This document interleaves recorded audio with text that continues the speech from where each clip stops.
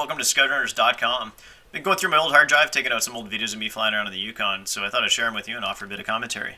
This first video I found was, I think it was 2005. There were some people that were trying to get out to a gold claim, and they were trying to cross the Donjik River and got their vehicles stuck in the mud, so I was sent out there to help and find them. I don't have video of it because my hands were full, but on the next pass I dropped a note down to them, and I think a helicopter was dispatched out there to see if we could provide any assistance with them. Alright, to give you a bit of a perspective of where those guys were in the river, let me just zoom in here. This is the Yukon Territory, of course, Kluane National Park's right about here. Haines Junction, where I was based. And so these guys were on the Donjik River, which is right here. And I believe they were heading to a gold claim. It's either somewhere in here or somewhere on this side. I can't remember exactly now. But yeah, so these guys are trying to ford, I guess not ford the river, but at least go across it. And this is where they got their truck stuck in the mud as they crossed. But yeah, we were able to get them help. Anyway, I found them. It was just off the Alaska Highway. I think they had made it down somewhere in here somewhere. And yeah, I was fortunate to be able to help them out that day. And everyone is okay. And it's kind of a fun little adventure. One of the many I had while flying up there. This is another video I found on my hard drive, and the beginning here, you're actually looking at a crashed airplane wreckage that probably crashed 30 years before I ever showed up in the Yukon. If you look right in the center, right about there, just in those trees, that's a tail section. I think it was a 185. Could have been something bigger. Like it might have even been like DC-3. Like I cannot recall, but I remember flying by it every day and kind of looking down at it. Kind of had like a teal, kind of blue, maybe faded green color to that aircraft, and yeah, I'd fly by it every day and just look at this tail of this section of this airplane just sitting right there. It's kind of funny. But yeah, I don't know the backstory of it, but if you do, make a comment below. It'd be really interesting to learn that. Now, yeah, this is me being in my 20s, ripping around in an airplane, low level, having a bit of fun. I don't want to tell you guys not to do this, but know your comfort zone, know what you're doing.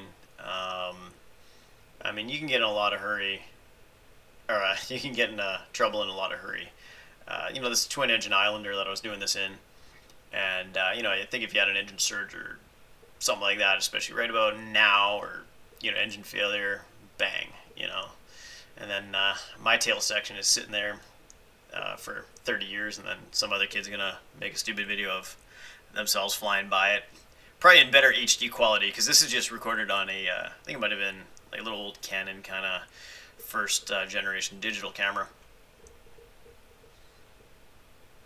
But yeah, it's the Yukon is a lot of fun to fly around. It's a big empty territory. I mean, there's 30,000 people in the entire Yukon, and you can just imagine the scale of it. But there's nobody around for miles. It's just such a huge empty space, and it's a lot of fun to take a rip around.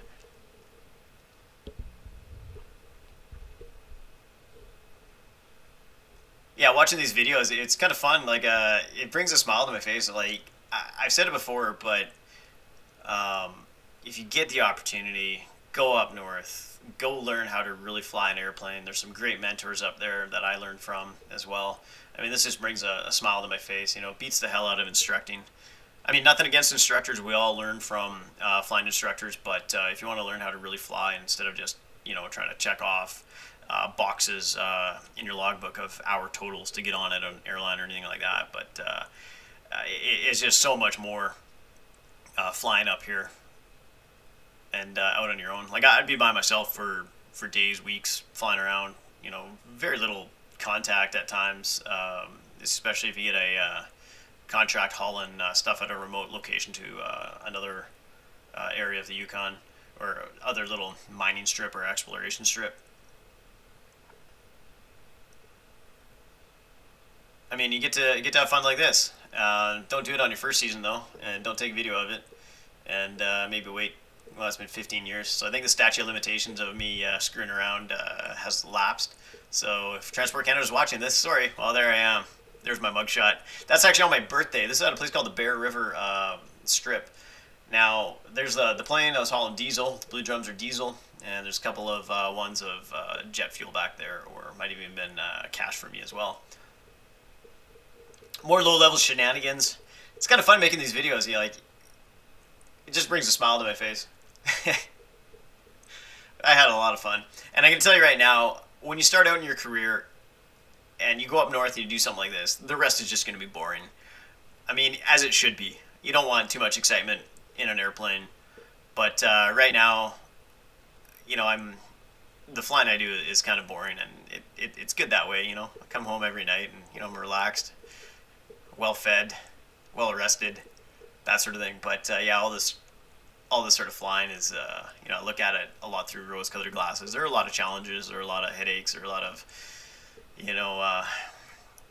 bad pay, that sort of thing. But yeah, it was a lot of fun. I think in this next clip coming up, I think this is why I popped up in this video, if I recall correctly. I was just trying to locate where this old abandoned airstrip was. If you look up here it is. I'm going to do a little bit of a flyby down it. You couldn't land there now. It's just all completely overgrown. And this is on the Wind River up in the Yukon. Now, I think this was built when they were exploring for minerals up there that bring DC-4s or 6s in and out of this place. You can tell it's all just completely washed out right now.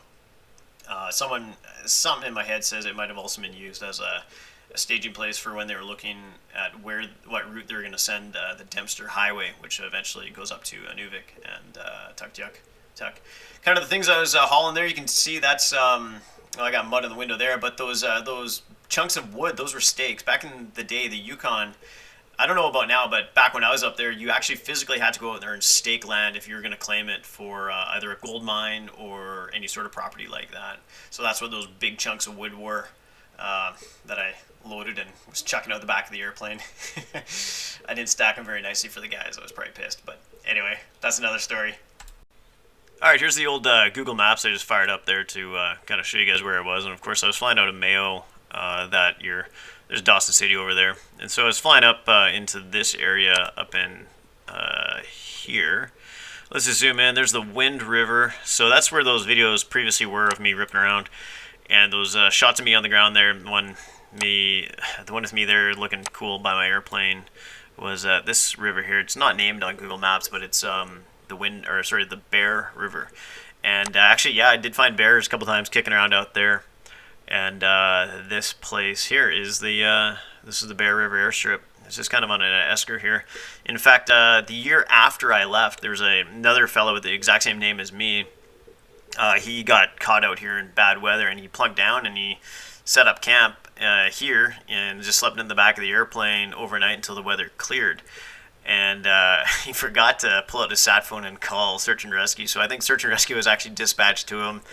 Nice guy. He's moved on with his career now, and he's flying for a major airline here in Canada. But yeah, it was funny. Years later, I was looking for a job, and there was some confusion if I was that guy or not, because we both had the exact same first name, and then I met him like after that kind of thing. And it's kind of funny. But anyway, the things you remember, that's Bear River right there. Just pan right out. Of course, the Wind River. I might have shown you on another video of the Copper Point Strip was just up here. You can see it right there. Now, let's see. I can't recall at all where that other strip, I don't even know if it'll appear on this. Actually, that might be it right there. That little thing right there might be that airstrip that was washed out by this river here, but that's the one I did that little flyby for.